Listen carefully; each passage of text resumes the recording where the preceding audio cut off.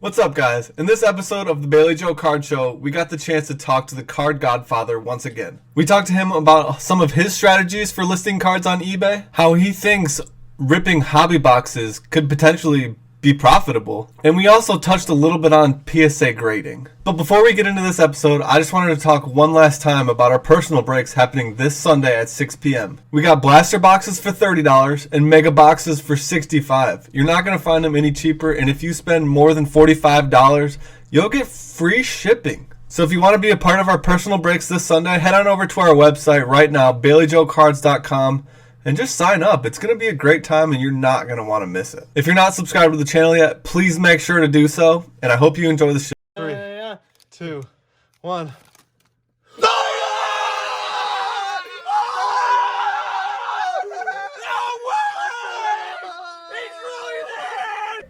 Has there been a quarterback drafted yet? Today? Jalen Hurts. He got drafted? Yeah. Who did he go to? The Eagles. The Eagles? Interesting. Yeah, it is. I don't think anybody expected them to get a quarterback. Right. Huh. Who's their quarterback right now? Carson Wentz. Yeah, that's right.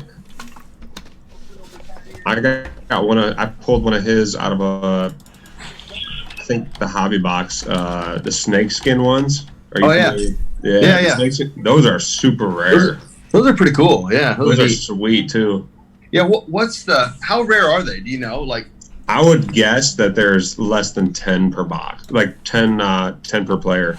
Really? Wow. Like they should be numbered to 10, but they're not. Yeah. They're not numbered at all? No. But if I had to guess, that I could be wrong, but yeah, they're super rare. They sell for more than the 25s do, like, and the 18s, I think. Okay. Sometimes, like the out of 18. Did you see the Patriots pick tonight?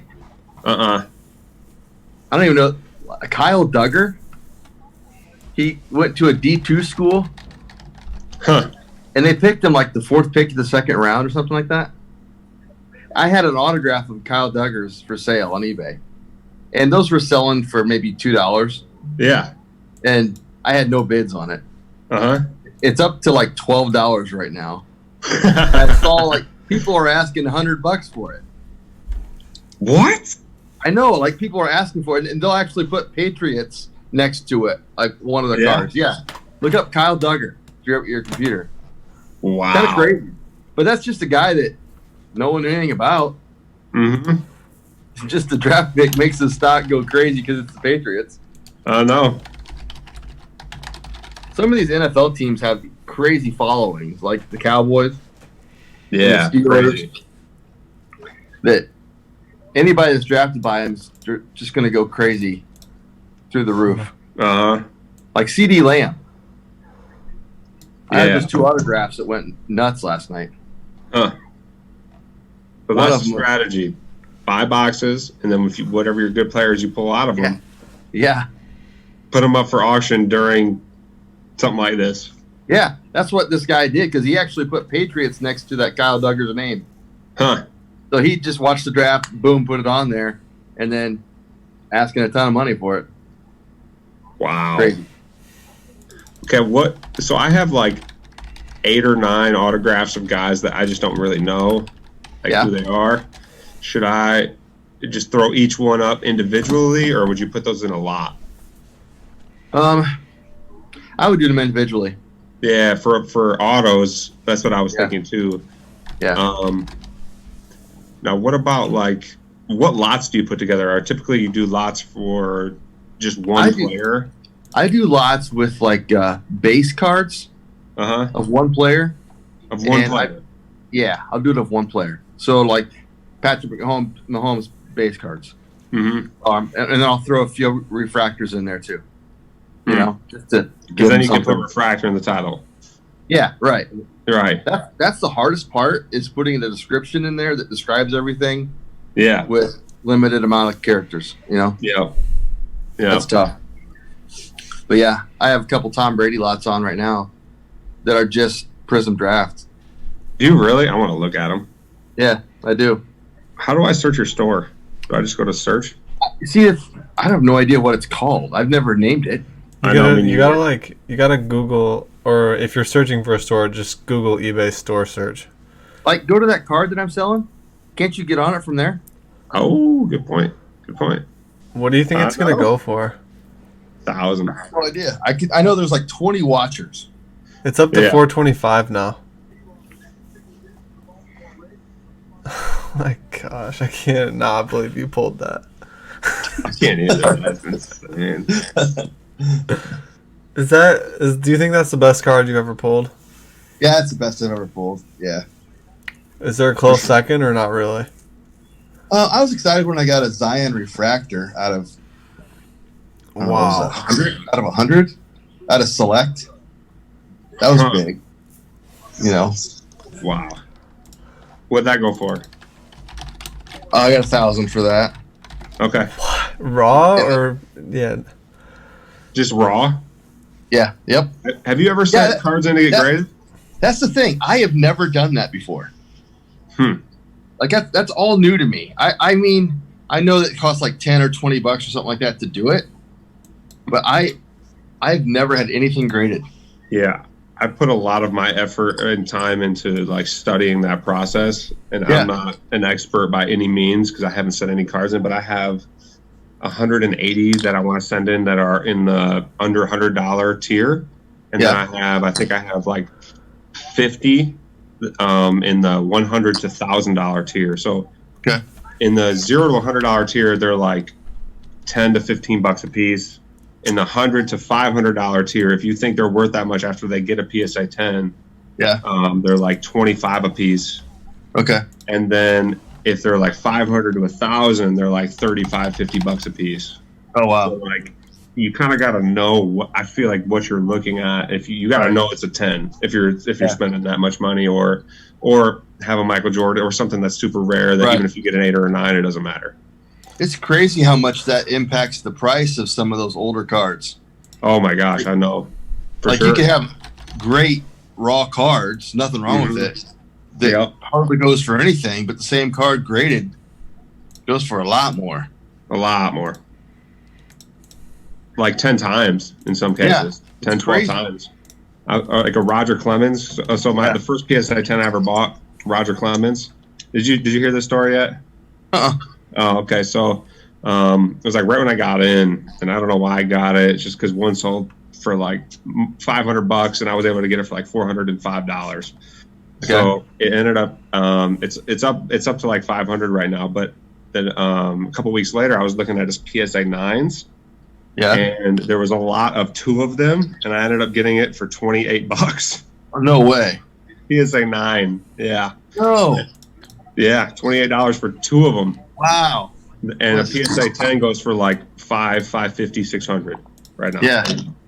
And it's it's crazy, man. So I looked up the population, and there was like 25,000 that have been graded, and only 5,000 came back. So only 20% of the ones that have been graded came back as a 10. So it's like super rare, which makes it super expensive, you know. Wow. But it's crazy that the 9's only selling for, a lot less. Right. But how did they send it? They just send it in a regular envelope. Yeah, right. I have had that happen before. It's kind of funny. There you go. Yeah, it's one of those, man. I got sent one of these today. Huh. I'm actually gonna open it. Oh wow. Done. What is it? Jeff McNeil. Okay. What'd you get that for? $15? 20? I think. I got it cheap, I know that. I don't remember what it was though.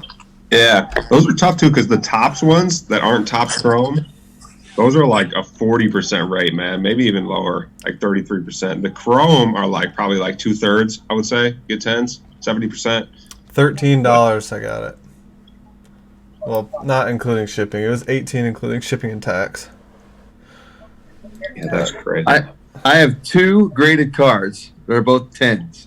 And they're both Andrew Luck's, if that tells you anything. Are they really? Oh my gosh. Talk about a market crash. I know, man. I got him, and like 6 months later, he retired. Gone. Like they're worth pennies. Like you can't even get the grading fee back probably. Someday. There's only grading cards I have. Maybe they'll come out with a documentary on Andrew Luck. Mark, we have this tool, the Market Movers tool. Yeah. And it just gives us like crazy in-depth analysis. I'll see if I can share my screen with you. How'd you get that? It's like $400 a year. Can you see my screen? Oh yeah, I can. Yeah. So this is a Zion. Okay. I'm looking at a Zion Prism right now. So it tracks only 3 months, whatever eBay tracks, but like it's so useful. And you can compare cards. So and it has any like PSA 10 raw. So you compare the two and you just see how That's really interesting. That's really pretty cool. It's got like all the cards. Look, pull LeBron's real quick. And then do both his Tops and Tops Chrome. The purple one there? Yeah, that's his Chrome. 64. 60. Okay, but and then look right there. Just hold it where it's the top. Yeah, right there. So it's 6,400, but yet his Tops basketball, which is the one on the left. Like if you look at the pictures on the bottom, the one on the left where he's holding his jersey, that's like his first rookie card. So, and that one's like way more rare. What number is that? They're all on their trending line. In LeBron, a lot of the basketball cards haven't made their way back up. Yeah, like the baseball cards did. Go to a BGS 9.5. Like just a BGS, not PSA 10. 45 and just saw for. Let's go, dude. You have one of those? Yeah, I got it for $24.95. Go left. I bought it on like the first, like the peak on the bottom. Go left, right there. Wow, right there. That's where I bought. Right there. Wow. Is that when Jeff said to buy? I don't know. No, he said the next day after I bought. He said buy. Jeff's the guy that he owns this basically made too. made the app. Or really? He's the owner of it. I don't know. I'm gonna almost guarantee that he didn't make it himself, but he's the idea guy. That's pretty awesome. I got him. Huh. Yeah, crazy. So what about the one on the bottom? Because I got one of those too. It's going. Wow. 1,500. Dude, I got that for like $600. Yeah, like right in there. 643. I think that was me. Yeah. One of those two. Hell yeah. Make a quick G. A LeBron card. So you're gonna put that up? Or are you gonna keep it? I think you gotta wait till at least the season. Actually, I don't know, dude. People are going crazy right now. Crazy right now. People are going crazy. Like insane. Like what are you guys doing? I'm afraid that it's time to sell. Me too. I honestly think tomorrow I'm going to spend like 3 to 4 hours listing cards. Go back to that graph real quick. Gosh dang, man. I mean, think about it. Since the 27th of January, it was at 1,500, and now it's at 4,500. So it's gone up 3 times. That's crazy. In 3 months. Yeah. I mean, where else are you going to get that return on your money? Like never, ever. Never. It's like watching the stock market. It's awesome. I know. Only it's better than the stock market. Oh, way better. you actually like can hold a piece of cardboard. You know, like I get to hold this. It's pretty cool. Wow. So should I sell my LeBron? Where are the blasters at right now? 30. 30. Okay. I don't get why some of them sell for 41. I know, man. It's weird. Like I was watching a card. Mark, how much of this? So I was watching a card today for Joe Burrow out of 99, and it was the bids. There was like 47 bids, and it went from 360 to 375, and then it got up to four. It ended up getting up to 492, but there was a buy it now for 450 that had been on for like a day. Like, is it a hoax? Is somebody just bidding that up to bid it up, or is somebody really bidding up to 492 even though there's a buy it now for 450? I've never seen that.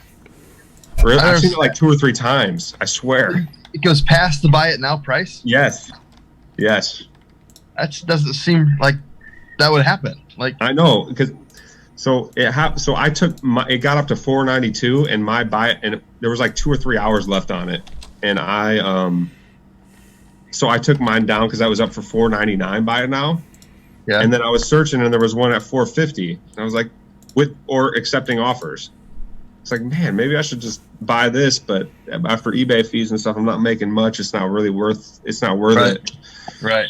Unless I can get it for like 400. But at the same time, what are people doing bidding it up to 492 when there's one at 450? And then once both of those sell, mine's the only one, and there's not much Joe Burrow, so I put it up to 550. So right. I heard when I was looking for a comparable to that Burrows card that I pulled. I took it to that card shop in Fort Wayne, and they were looking at comparables for me. And there was one autograph out of 18 that sold for $2,400. And it was a buy it now. And he said it was the first offer was $2,400. He goes, it seems bogus because I think someone, like maybe a friend, bid on it, and they bought it and made it look like it was that much, and then he put it back out again or something. So, exactly. And I wonder how much that happens. Probably a lot. Yeah, you got to think, right? I mean, yeah. I guess I haven't been doing eBay too long, but what happens if you just like don't pay? Like, what if I bid up your card to $10,000 and then didn't pay? Nothing happens. Nothing happens. I think the worst that could happen is that they leave you a bad review or whatever. Yeah, exactly. That's it. eBay tries to tell you to settle it between yourselves so they don't have to get involved. Right. But they're not going to do anything. You can open up a claim. Yeah. But I was sent a card one time that was it's an autograph Lamar Jackson no, it's an autograph Luis Suarez, soccer player. Okay. And it's supposed to be an auto patch, like a RPR, whatever, and it didn't come with a patch. Really? Yeah. So I talked to the guy, and he's like, he didn't know anything about it. And I was like, right. I don't even know. I've heard a lot of, with the refractors, there's a lot of people that don't understand. Like in baseball, it says refractor on the back of the card. Yeah. And they'll put refractor in their description. It's not really refractor. Right. Or you get a card that you bought thinking it was refractor and it's not. I mean, seen that happen a lot. Yep. I wonder if I bought any of your lots before. Have you ever sent me any cards? You know what? I print off those labels and I stick them on, and yeah, right. I don't know how often I really look at them, to be honest. I know. Yep. Have you ever sent one to the wrong address? I have not done that yet, but that scares me. Dude, I sold I sold a Zion on auction, just like a super centered optic Zion. Yeah. It was potentially a PSA 10. I had like 5 of them, but it was my worst one, and I was like, I'm just gonna sell it. And it sold for $100, like $101. It went on for auction, and I sent it to the person with like 25 others. I was sending out a ton of stuff, and it went to the same address as a different card that I sold, and somebody messaged me on eBay and was like, I got my cards, I love them, but I also got this in the mail. I don't know. Man. I was like, oh my gosh. Yeah, that's one of my fears, is screwing up a mailing. I had a guy, I sent a Zion Select base card to a guy who bought one from me just a couple weeks ago. And I had like 5 of them. Mm-hmm.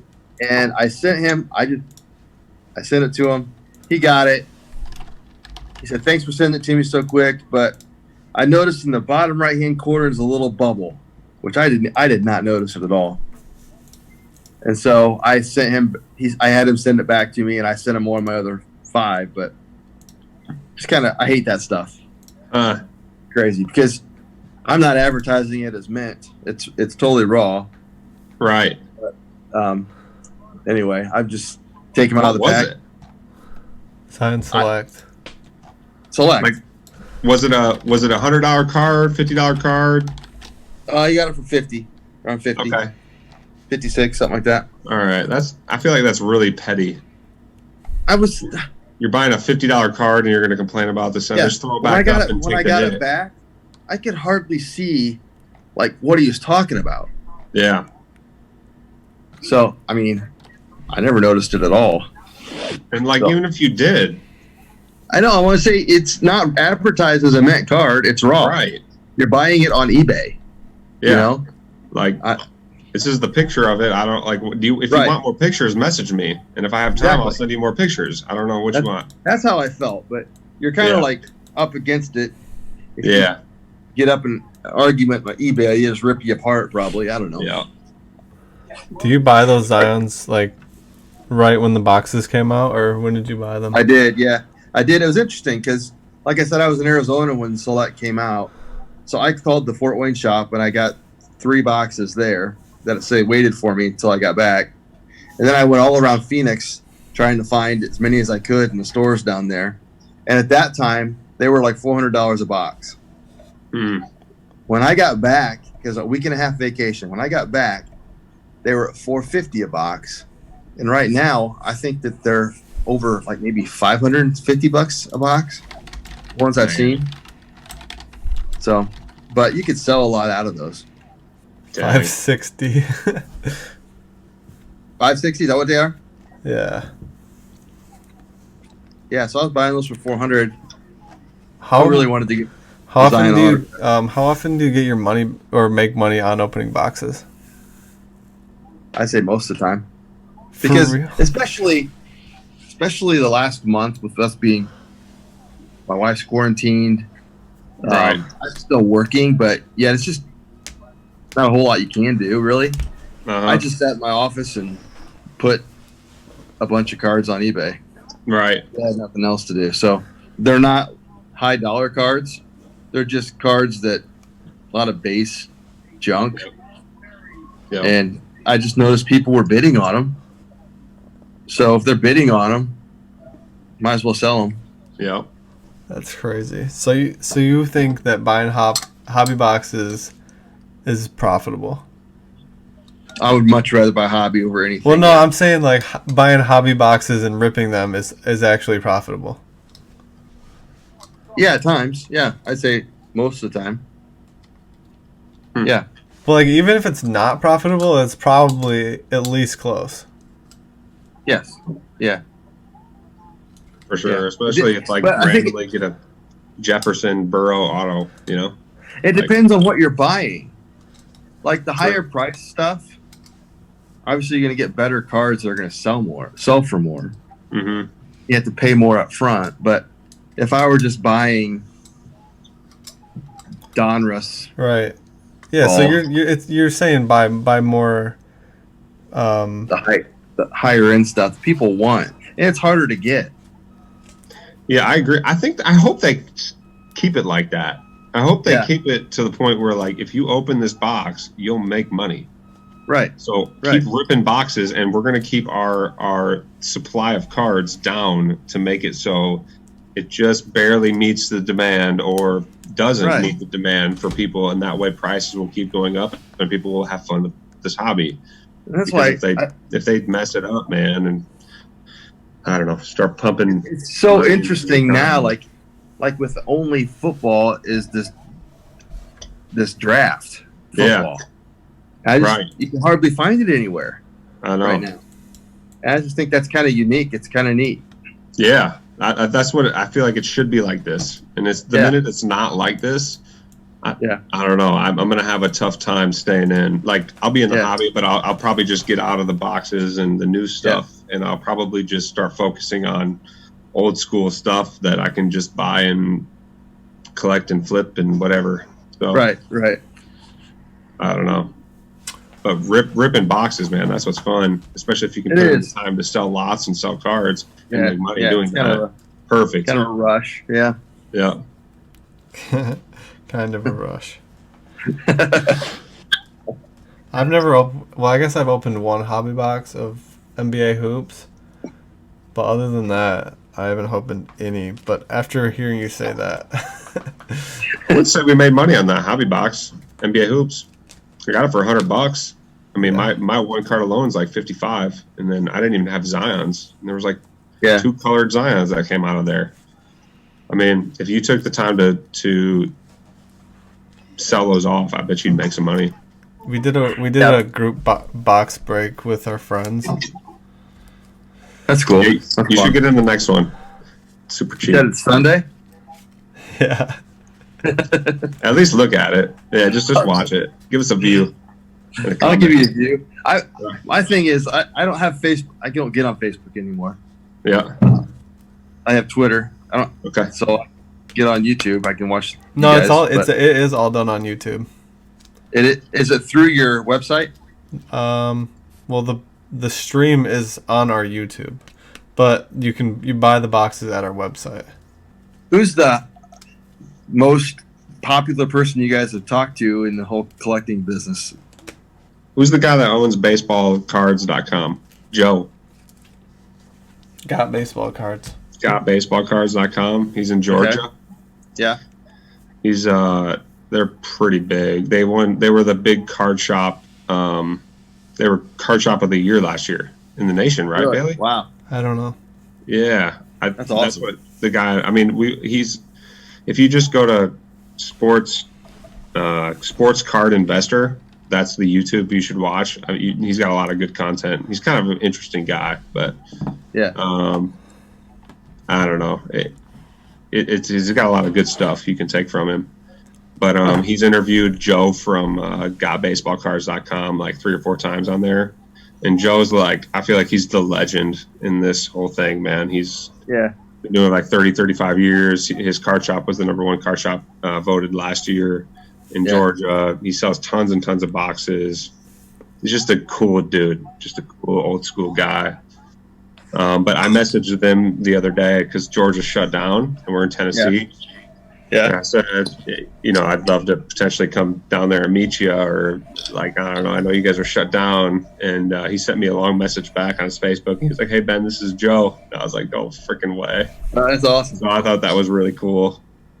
And I sent him a long message back, and we were going to try to get on a Zoom call this week. Him and some of the members were going to, but I don't know. Maybe he was just blowing smoke, but that's what he said.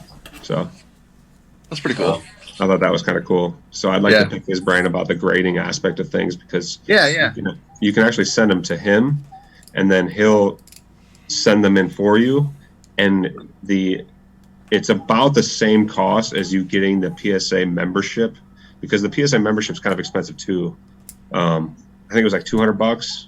Okay. But and then you got to pay to go them in. You can just go straight through Joe, and he'll send them in bulk. And not only will it be about the same price, maybe a little more expensive, but you get them back faster. You get them back in like a month or 2 if they're $100 or more, the value of the card. So you can send them to them first and then send them in. So those were kind of my questions that I'd like to talk to them about, because I have like 40 cards that I'd like to send in that would be like $500 to $1,500. That I think I could like put on there, like a Zion PSA 10 green that's super rare. I mean, you can get one like $1,700 for that thing, I think, or you can get $600 for it raw. But I'd rather spend $50 and have it come back and for sure get another 1,000. That's awesome. Were you able to find my stuff that I got for sale? But I actually did find it. Dang, Burrow out of 125. Yeah. Those have sold for over 200. You and you packed that? I did, yeah. You packed 2 Joe Burrow autos. Well, that was not auto. That's just a prism. And you opened 3 hobby boxes? Oh, I've opened more than that. Like at that one time, the other day I had 3, but I've had several times I've opened more than that.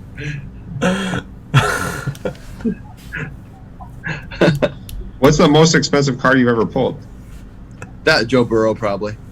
Is it? What are you laughing, Bailey?